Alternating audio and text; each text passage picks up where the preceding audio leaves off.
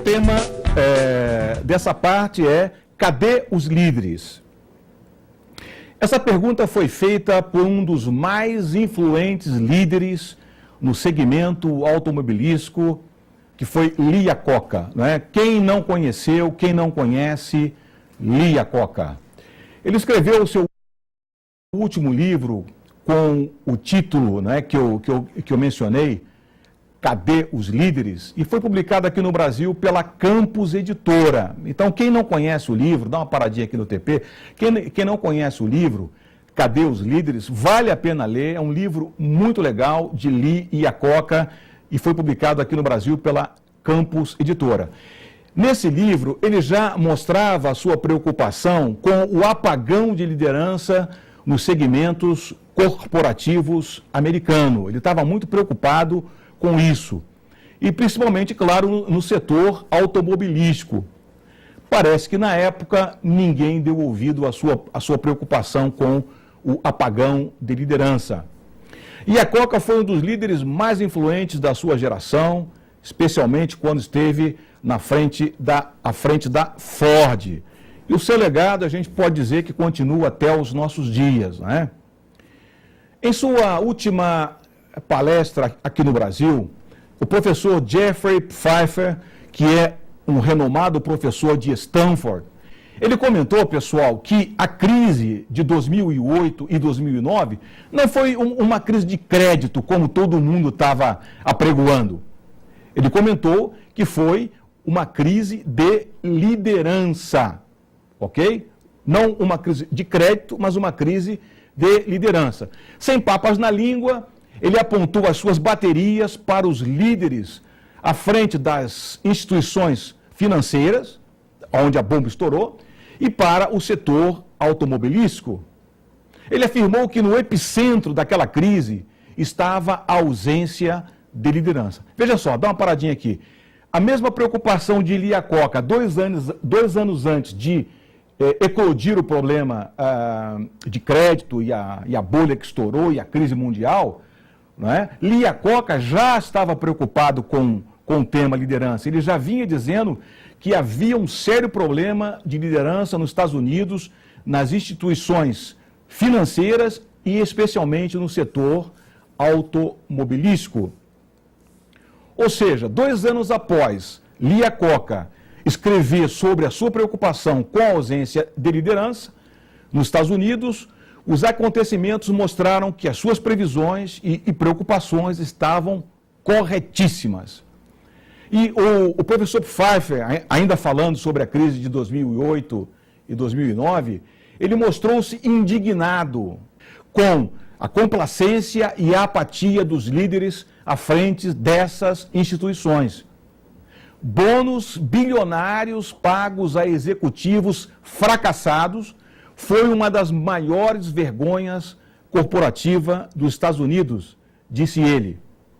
Afinal, ficou claro que a única preocupação dos líderes dessas instituições era salvar o seu bônus, o seu bolso, né? Apenas isso. Quanto às empresas, que deveria ser a prioridade, nos lembramos ainda muito bem do que lhes aconteceu. Vocês devem lembrar aí do banco Lehman Brothers, né? Vamos dar uma paradinha aqui no TP. Para quem não se lembra do banco Lehman Brothers, era um dos bancos mais antigos dos Estados Unidos, um banco sólido.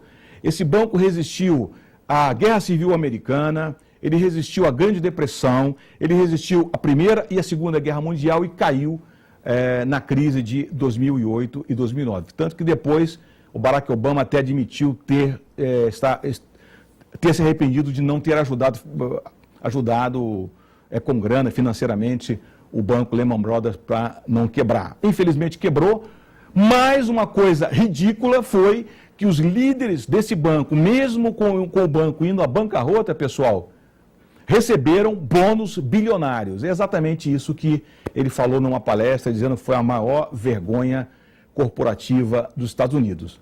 E liderança é exatamente a antítese de tudo isso, né? Liderança, pessoal, é comprometimento, primeiro com as instituições e seus funcionários, e posteriormente, quando cabível, óbvio, com outros interesses. É claro que nós estamos aqui falando sobre lucro, estabilidade, perenidade, óbvio. Agora, quando os líderes pensam neles e tão somente nos resultados de sua conta bancária, os resultados são catastróficos. É verdade que os números podem ser maquiados ou manipulados, mas um dia a casa cai. Quem não se lembra aí da Enron, né, que maquiou os números muito tempo, mas um dia a casa caiu.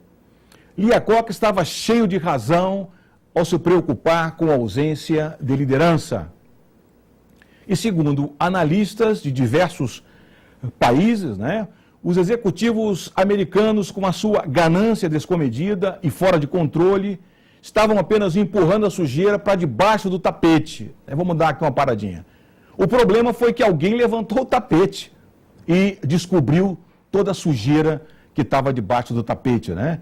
Uma coisa que eu quero falar, né, nesse parênteses aqui que eu abri, foi que se o problema desses executivos, da má gestão, da má liderança, ficasse confinado apenas nos Estados Unidos, pronto, ok, né? Era um problema deles. O problema é que essa crise foi uma grande tsunami e as suas ondas acabaram atingindo todo o globo terrestre. A gente está vendo aí que a Europa não se levantou até hoje, a Europa continua de rastro, tem alguns países em sérias dificuldades.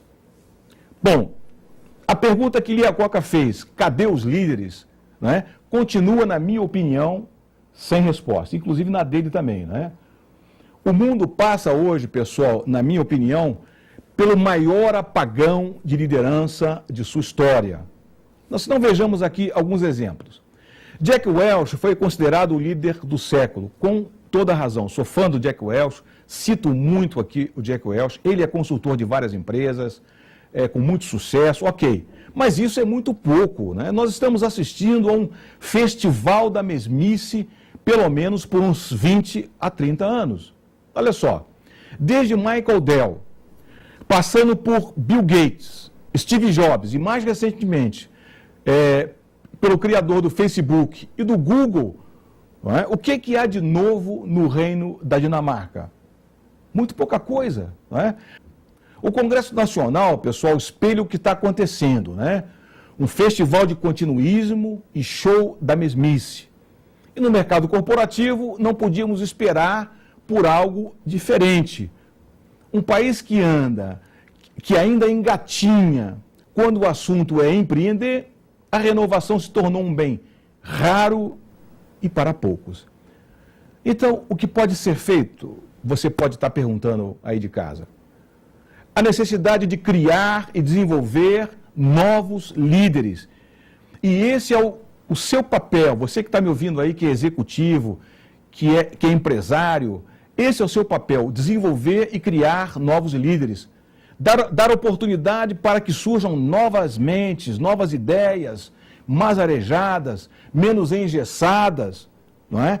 Talvez a fórmula que Jack Welch usou, que muita gente diz que essa fórmula ficou velha lá na GE, para a formação de novos líderes, não seja assim tão velha. Jack Welch era uma pessoa muito preocupada com a formação de novos líderes. E ele estava cheio de razão, não é? Então, eu acredito que a gente precisa debater esse tema muito mais. Muito mais. Liderança é um tema que deve ser debatido em todas as empresas, não é? Mesmo que de forma lenta, a gente tem que criar essa preocupação com o tema liderança dentro das empresas. Eu sempre falo que a liderança exerce um papel preponderante dentro das empresas. Tudo inicia e finda na liderança. Um líder pode levar uma empresa ao sucesso, do nada levar uma empresa ao sucesso. Nós temos muitos exemplos no mercado corporativo, como, por exemplo, o Ricardo Sandler, não é? Que apanhou a Cenco já cambaleando, quase falindo, e hoje a Cenco é uma empresa completamente de sucesso, graças à sua liderança, como pode também levar a empresa ao fracasso, como é o caso da Enron, não é? Da Lehman Brothers e de muitos outros, de outras instituições que foram à derrocada por causa de má gestão, de má liderança, por líderes sem caráter. Então, a liderança desenvolve um papel importante. E na sua empresa, tenha em mente que quanto mais líderes você tiver, mais fácil fica para que você conduza a sua empresa ao sucesso. O John Maxwell tem uma frase muito legal que eu gosto muito de citar, que é que funcionários dizem aquilo que você quer ouvir.